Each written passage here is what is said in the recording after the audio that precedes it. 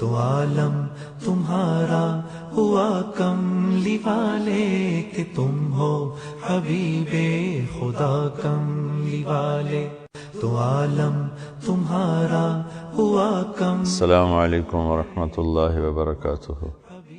بسم اللہ الرحمن الرحیم، والصلاة والسلام علی سیدنا و مولانا محمد وعلی آلہ وصحبہ اجمعین، اما بعد۔ کچھ عرصہ پہلے گھر کی زندگی، خامند اور بیوی کا تعلق، سلوک، وہ آپس میں کس طرح چلیں، اس پر کچھ عرصہ بعد چلتی رہی۔ ایک گھر کو باقی رکھنے کے لیے اللہ تعالیٰ نے سینکڑوں آیات اتاری ہیں، ہزاروں احادیث موجود ہیں، اور میں نے پہلے بتایا تھا کہ اللہ نے تمام رشتوں کی قدر بٹھائی ہے، لیکن اس رشتے کی اللہ تعالیٰ نے عجب طریقے سے قدر، قیمت، عظمت بٹھائی ہے۔ کسی رشتے کو اللہ نے یہ نہیں کہا کہ یہ میری نشانیوں میں سے ہے، لیکن خامند اور بیوی کے رشتے کو اللہ تعالیٰ نے کہا من آیاتہ ان خلق لکم من انفسکم ازواجا لتسکنوا الیہا وجعل بینکم مودۃ ورحمۃ ان فی ذلک لآیات لقوم یتفکرون، کہ یہ میری نشانیوں میں سے ہے کہ میں نے تمہیں خامند اور بیوی کا رشتہ عطا کیا، تمہیں ایک دوسرے سے اس رشتے کے ساتھ جوڑا، اس میں سکون بھی رکھا، محبت بھی رکھی، ہمدردی بھی رکھی۔ بہرحال یہ دنیا تغیر، تبدل، انقلاب، گردش ایام، حالات کا، واقعات کا ٹکراؤ، رائے کا ٹکراؤ، مزاج کا ٹکراؤ، یہ اس دنیا کا لازمی حصہ ہے۔ آخری حد تک کوشش ہے کہ گھر بچا رہے، صلح صفائی سے چلے، یہاں تک کہ اللہ تعالیٰ نے بھی کہا کہ جب تم آپس میں کوئی فیصلہ نہیں کر پا رہے تو پھر کیا کرو، فَبْعَثُوا حَكَمًا مِّنْ أَهْلِهِ وَحَكَمًا مِّنْ أَهْلِهَا۔ یہ اور کسی رشتے میں اللہ نے یہ بات نہیں فرمائی۔ ماں باپ اولاد میں ناراضگی ہو جاتی ہے، بھائی بھائی میں ناراضگی ہو جاتی ہے، جتنے رشتے ہیں ان میں یہ بات اللہ نے نہیں فرمائی جو خامند اور بیوی کے ناچاقی ہو جائے، ناراضگی ہو جائے تو اللہ تعالیٰ فرماتے ہیں کہ جلدی نہ کرو، فَبْعَثُوا حَكَمًا مِّنْ أَهْلِهِ وَحَكَمًا مِّنْ أَهْلِهَا۔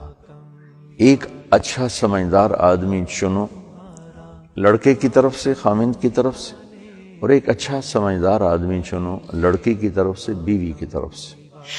اگر وہ دونوں آپس میں کوئی فیصلہ نہیں کر پا رہے، والدین کوئی فیصلہ نہیں کر پا رہے، تو کسی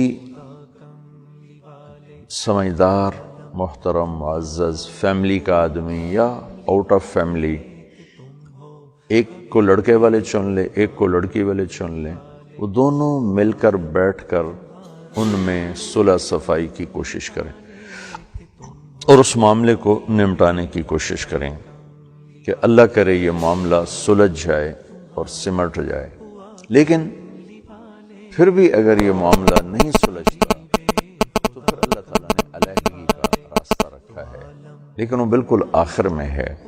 اور جتنے حلال کام ہیں ان میں سب سے ناپسند اللہ کو طلاق ہے، ابغض الحلال الطلاق۔ اور یہ یا ایھا النبی اذا طلقتم النساء میں یہ بہت خوبصورت اشارہ ہے، یہاں ایک دم التفات ہے، اس کو بلاغت میں التفات کہتے ہیں۔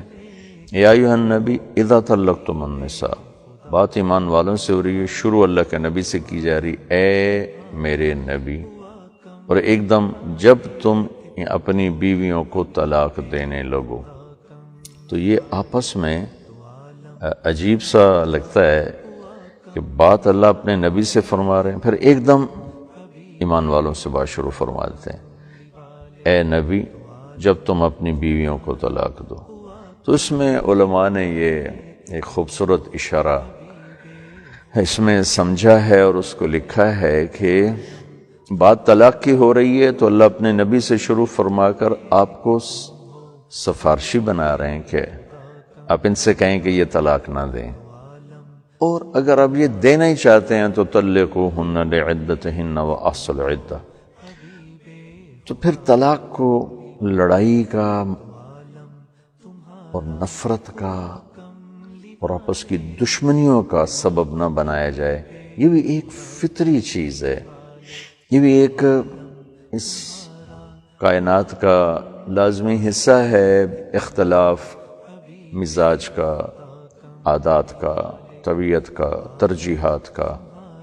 اگر نہیں نبھ رہی تو پھر خوبصورت طریقے سے علیحدگی کرنے کا حکم ہے۔ اسے لڑائی جھگڑا، دشمنیاں، قتل تک پہنچ جانا، یہ ہمارے دیس میں انتہائی ظلم، جہالت اور نادانی ہے۔ طلاق صحابہ میں بھی تھی، اللہ کے نبی نے بھی 2 نکاح فرمائے، رخصتی سے پہلے طلاق دے دی۔ آپ کے نکاح 13 ہیں، رخصتی 11 ہیں، 2 کو آپ نے خود طلاق دی۔ تمام بڑے صحابہ کی زندگی میں ملتا ہے۔ تو طلاق کو پھر لڑائی اور نفرت کا موجب نہ بنایا جائے، اور اگر نہیں دونوں میں نبھ رہی تو ہمارے ماحول میں بچی کو کہتے ہیں تو صبر کر، تو صبر کر، تو بس قربانی دے، قربانی دے۔ پھر یہ بھی نہیں کرنا چاہیے کہ سسک سسک کے مرنا، یہ ظلم اور زیادتی ہے۔ بعض سسرال کا ظلم بے حد ہوتا ہے، سسرال کا نہیں ہوتا، خاوند سخت مزاج مل جاتا ہے اور اپنے مزاج میں تبدیلی لانے پر تیار نہیں، یا ویسے ہی ارادہ ہی کوئی نہیں ہے، تو پھر یوں اپنی بچیوں کو تڑپانا کہ بد تو صبر کر، پھر تمہارا تیری شادی کہاں ہوگی، کون رشتہ لینے آئے گا، پھر یہ بھی نہیں کرنا چاہیے، پھر جدائی ہو جانی چاہیے۔ ایسے ہی بعض اوقات لڑکی کے چند ایک واقعات ابھی میرے سامنے آئے ہیں، انتہائی اخلاق والے بچے، ان کے گھر ٹوٹ گئے، لڑکی کی بدتمیزی، بد مزاجی، حد درجے کی بد اخلاقی اور حد درجے کی زبان کی تیزی نے گھر توڑ دیا۔ اور میں جانتا ہوں ان بچوں کو، انتہائی اخلاق والے بچے، لیکن بے بس ہو گئے اور آخر علیحدگی ہونی پڑی۔ تو 100% اس میں بچی کی بد مزاجی اور بد اخلاقی۔ تو اس وقت لڑکے سے کہنا گزارا کر، گزارا کر، گزارا کر، بدنامی ہوگی، یہ بھی ٹھیک نہیں۔ پھر آسن طریقے سے علیحدہ ہونے کا حکم ہے، اور اس علیحدگی میں اس کو لڑائی نہ بنایا جائے اور اس کو دشمنی نہ بنایا جائے، اور مسنون طریقے سے طلاق دی جائے، ایک طلاق دی جائے۔ ہمارے پورے ملک میں رواج ہے، لکھ کر دیں گے 3 طلاق، بولیں گے کٹھی 3 طلاق، 3 طلاق کے بعد پھر واپسی کا راستہ کوئی نہیں ہوتا، پھر وہ پریشان بھی ہوتے ہیں، سر پکڑ کے بیٹھتے ہیں، پھر آ کر پوچھتے ہیں۔ تو میرے نبی کا خوبصورت طریقہ، ایک طلاق دو، اگر آپ کا گزارا نہیں ہو رہا ایک طلاق دے دیں۔ ایک طلاق کے بعد آپ کو عدت کے اندر تو بغیر نکاح کے ہی دوبارہ گھر بسانے کی اجازت ہے، اور اگر عدت گزر جاتی ہے تو آپ کو دوبارہ نکاح کر کے اپنا گھر بسانے کی اجازت ہے۔ لیکن 3 طلاق کے بعد تو آپ اپنے راستے بند کر لیتے ہیں، دروازے بند کر لیتے ہیں اور مسائل کھڑے کر لیتے ہیں۔ تو پھر میں آپ کو، جو بھی میری بات سن رہے ہیں، اللہ نہ کرے کسی کے گھر میں یہ صورتحال پیش آئے، اللہ نہ کرے کسی کے گھر میں یہ صورتحال پیش آئے، اللہ ہمارے بچوں کی، بچیوں کی حفاظت فرمائے، ان کو اپنے گھروں میں خوش رکھے، آباد رکھے۔ تو پھر یہ ہے، ایک طلاق دی جائے، لکھواؤ ایک، بولو ایک، اور علیحدہ ہو گئے، بس آپ کو مقصد ایک طلاق سے بھی حاصل ہو گیا، 3 سے بھی حاصل ہو گیا۔ 3 سے آپ اپنے لیے دروازے بند کر لیتے ہیں، 1 سے آپ اپنے لیے دروازہ کھلا رکھتے ہیں، اور بعد میں ندامت ہوتی ہے، شرمندگی ہوتی ہے، احساس ہوتا ہے چلو بھئی اب دوبارہ اکٹھے ہو جائیں، تو بڑی آسانی کے ساتھ عدت کے اندر بغیر نکاح کے، عدت کے بعد نکاح کے ذریعے سے دوبارہ ہو جاتا ہے۔ پھر تو 3 طلاق کے بعد تو اللہ تعالیٰ کہہ رہا ہے کہ حتیٰ تنکح زوجا غیرہ، جب تک اس کی دوبارہ شادی نہ ہو، وہاں سے طلاق نہ ہو، دوبارہ وہ یہاں شادی کر نہیں سکتے۔ تو میری یہ گزارش ہے کہ اللہ تعالیٰ ہمیں اپنے گھروں میں آباد رکھے۔ انسان کے میٹر گھومنے کا کچھ پتہ نہیں چلتا، کب گھوم جائے۔ اللہ کے واسطے کسی کو حقیر نہ سمجھو، کسی پہ طنز نہ کرو، کبھی نکل جائے تو فوراً اللہ سے معافی مانگو، توبہ کرو، بس اپنے ہی عیب دیکھو۔ تجھے کیوں فکر ہے اے گل دلے صد چاک بلبل کی، تو اپنے پیرہن کے چاک تو پہلے رفو کر لے۔ تو اپنے عیب دیکھو، اوروں کے عیب نہ دیکھو، اس سے اللہ بہت ناراض ہوتے ہیں۔ تو جب ایسا کوئی مسئلہ پیش آ جائے تو 1 طلاق دی جائے، پھر انتظار کیا جائے، مدت کے گزرنے پر بھی اسی طرح حالات ہیں، بس ٹھیک، وہ اپنے گھر میں، آپ اپنے گھر میں، اللہ ان دونوں کا دوبارہ نئے سرے سے کوئی اچھا مقدر بنا دے۔ اس چیز کو اللہ کے واسطے ختم فرمائیں کہ کٹھی 3 طلاق دینا، کٹھی 3 طلاق دینا، اس سے اپنی حفاظت فرمائیں تاکہ آپ کو آئندہ دوبارہ سوچنے کا بھی آپ کے پاس موقع ہو اور واپسی کا بھی آپ کے پاس راستہ اور دروازہ ہو۔ سارے دروازے اس طرح بند کر کے اپنے گھروں کو تباہ نہیں کرنا چاہیے۔ اور دوسری بات یہ ہے کہ ہمارے معاشرے میں طلاق شدہ بچی بڑی مظلوم ہوتی ہے۔ اکثر جو طلاق ہوتی ہے اس میں لڑکے والوں کی طرف سے ہی زیادہ ہوتی ہے کمی کوتاہی، لڑکی والوں کی طرف سے بھی ہوتی ہے، ابھی میں نے آپ کو بتایا ہے، دونوں طرف کے کیسز ہیں۔ تو جوان بچیوں کو طلاق ہو جاتی ہے، ان کو کوئی رشتہ پوچھنے نہیں آتا۔ ہمارے نبی پاک صلی اللہ تعالی علیہ وسلم نے صرف حضرت ام عائشہ قواری سے شادی کی، باقی سب یا بیوہ یا مطلق، ان سے آپ نے شادی کی ہے۔ تو میری گزارش یہ ہے کہ جن بچیوں کو طلاق ہو جائے ان کو ترجیح دینی چاہیے اور ان کو ان کی زندگی کو کا سہارا بننا چاہیے، ان کو اس طرح ان کے حال پہ نہیں چھوڑنا چاہیے۔ میں چاڈ گیا، ایک غریب سا ملک ہے، بڑی ایک خوبصورت بات وہاں دیکھی، وہاں کسی بھی عورت کو طلاق ہو جائے تو اس کو دوسری شادی مسئلہ ہی کوئی نہیں ہوتا، جو اس کی عدت ختم ہوتی فوراً اس کی شادی ہو جاتی۔ اور مجھے بتایا گیا کہ 8 بچوں کی ماں طلاق ہو جائے فوراً شادی ہوتی، اور وہ اس کے سارے بچے بھی قبول کرتے ہیں اور اس کو بھی قبول کرتے ہیں۔ ایک ہی گھر میں، ایک خاندان میں ایک بھائی ناچاکی ہو گئی، طلاق ہو گئی، لیکن کوئی لڑائی نہیں، کوئی جھگڑا نہیں۔ عدت کے بعد دوسرا بھائی اس سے نکاح کر لیتا ہے، کوئی لڑائی نہیں، کوئی جھگڑا نہیں۔ طلاق ہو جانا ایک فطرت کی چیز ہے، لیکن طلاق شدہ بچیوں کے رشتے نہ پوچھنا، ان سے شادی نہ کرنا، یہ ہمارے ہندوانہ جراثیم ہیں جو ابھی تک پروان چڑھے ہوئے ہیں اور وہ ختم نہیں ہوئے۔ ہماری بہت سی بچیاں اس طرح بیچاری بہت بے بسی اور بے کسی کی زندگی گزار رہی ہیں۔ اس لیے میری گزارش یہ ہے کہ طلاق ایک فطرت کی چیز ہے، اس کا راستہ صحیح اختیار کیا جائے، 3 نہ دی جائیں، 1 دی جائے، بس بات ختم ہو گئی۔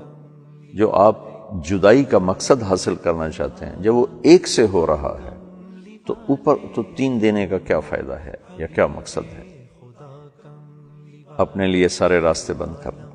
اور اگر اس طرح کسی بچی کو طلاق ہو جاتی ہے تو میں جہاں تک میری آواز جا رہی ہے، جو سن رہے ہیں، اپیل کرتا ہوں، ایسی بچیوں کے رشتے تلاش کیا کریں، ان کی شادی میں مدد کریں، ان کے بچوں سمیت انہیں قبول کریں۔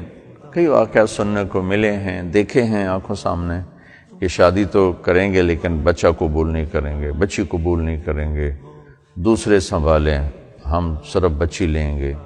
اس قسم کی بڑی ظالمانہ قسم کی چیزیں ہوتی ہیں۔